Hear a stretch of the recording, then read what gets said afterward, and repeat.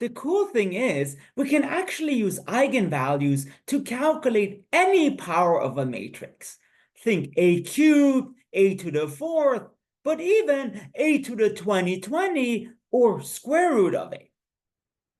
And in order to do that, let's cover a problem that we already did, namely find a diagonal matrix D and a matrix P such that A is PDP inverse, where A is the matrix minus 2, 2, minus 6, 5. And remember, in order to do this, it just boils down to find the eigenvalues and eigenvectors of A. So I'm not going to repeat this. You can see details in the notes. So steps 1, 2, 3. So first of all, the eigenvalues are lambda equals 1 and lambda equals 2. So here you find determinant of A minus lambda I.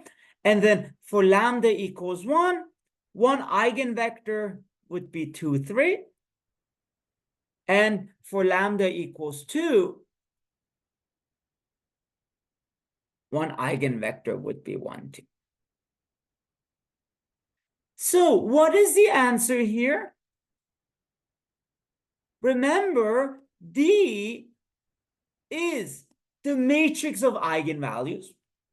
So here let's choose 1, 0, 0, 2. It's okay to choose 2, 0, 0, 1, but then you have to be careful of the eigenvectors. And for P, you just choose the matrix of corresponding eigenvectors. So here in the first column, you have to do lambda equals 1, because that's what you did with D. And for the second column, you have to do lambda equals 2.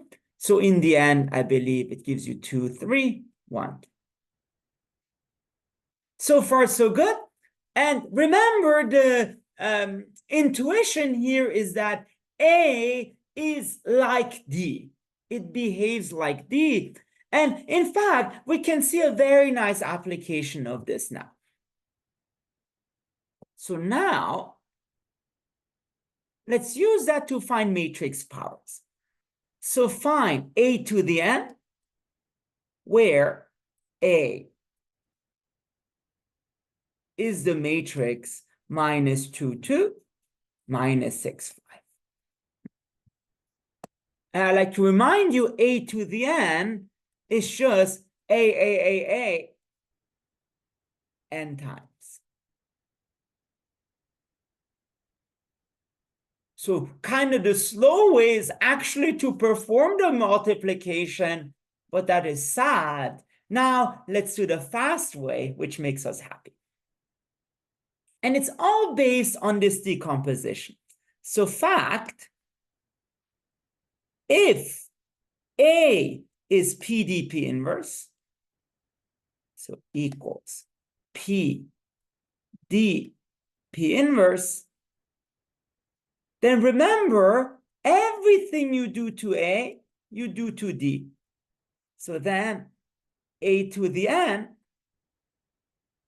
turns out is P D to the n,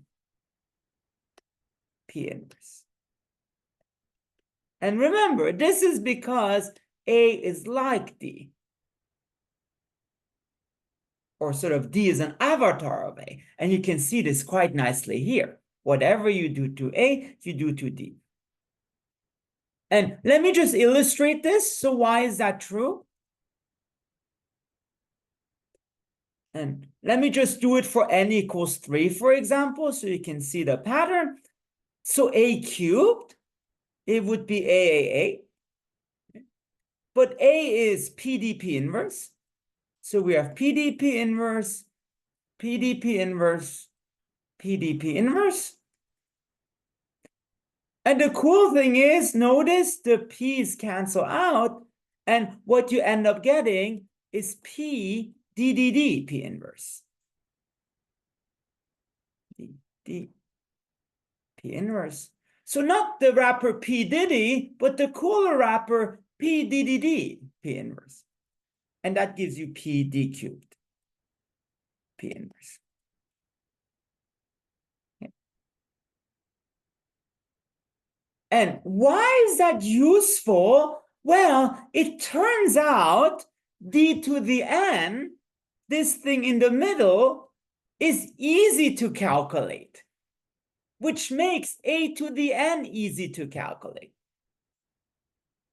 So point d to the n is easy to calculate.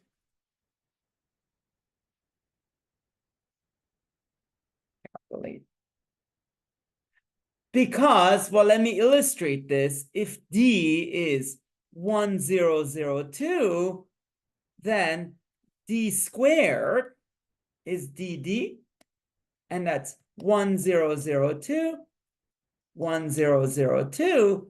And if you do the calculation, that gives you 1004, which is really the square of the entries. So in fact, the same thing is true for any powers. So for diagonal matrices, d to the n, you just raise all the diagonal entries to the nth power.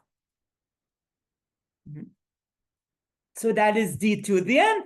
And the point is now, because of our decomposition, a to the n is easy to calculate. Easy to calculate.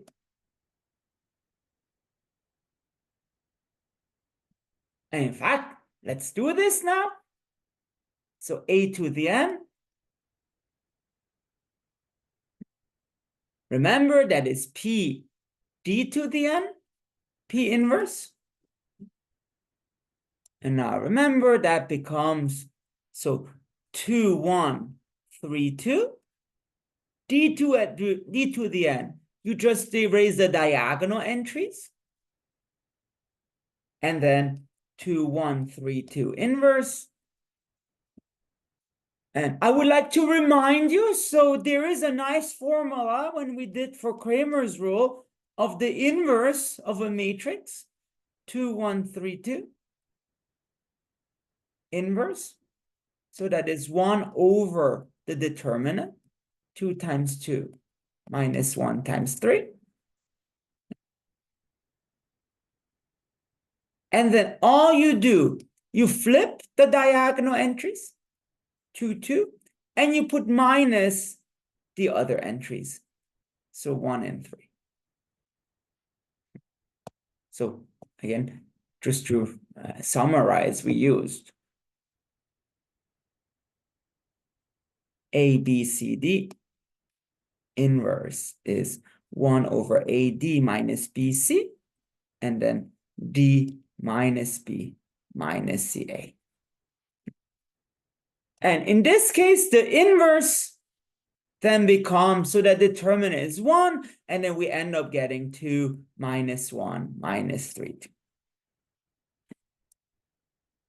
So going back to now a to the n, so then a to the n becomes 2, 1, 3, 2. We had 1 to the n, which is just 1, 0, 0, 2 to the n. And now this new inverse, 2 minus 1 minus 3, 2. And now we can do the matrix multiplication. So 2, 1, 3, 2. Now here, all you need to do for this matrix, you just need to multiply the first row by 1 and the second row by 2 to the n. So it becomes 2 minus 1 and then minus 3 times 2 to the n and 2 times 2 to the n. And then you do the multiplication. So I think it's 4 minus 3 times 2 to the n.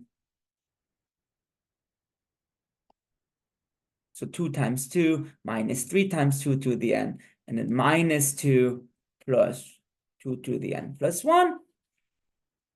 And then I think 6 minus 6 times 2 to the n, and then minus 3 plus, so 4 times 2 to the n, which is just 2 to the n plus 2. And that is our formula for a to the n. And to illustrate how nice this is, let's calculate a to the fourth. Well, all you need to do is plug in 2 equals 4. So minus 3. Oh, sorry, you need to plug in n equals 4. I know what I'm talking about. And then 6 minus 6 times 2 to the fourth. And then minus 2 plus 2 to the fifth. And minus 3 plus 2 to the sixth. And if you do the algebra, you end up getting minus 44, 30, minus 90, and 61. So you see, that is a to the n. And the cool thing is, we can also evaluate other powers. In fact, let's do square root of a. Well, that is just a to the 1/2. And it's the same thing, but you replace n by 1/2. So 2 to the 1/2, and then minus 2 plus 2 to the 3/2.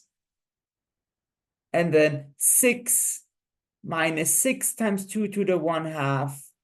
And then minus 3 plus 2 to the 5/2. And this gives you 4 minus 3 square root of 2 minus 2 plus 2 square root of 2, 6 minus 6 square root of 2, and then minus 3 plus 4 square root of 2. And the cool thing is, what is the significance of this matrix square root? You can actually check that if you do this matrix times itself, you actually get A. Can check that. Square root of A times square root of A is in fact A. So it is a square root to this matrix. And the other fun applications linked to this. So if you check in the lecture notes, there's some other fun videos where you can find the Fibonacci sequence using that, and even the limit of a matrix where you let n go to infinity, and also a cool application with a Pokemon battle.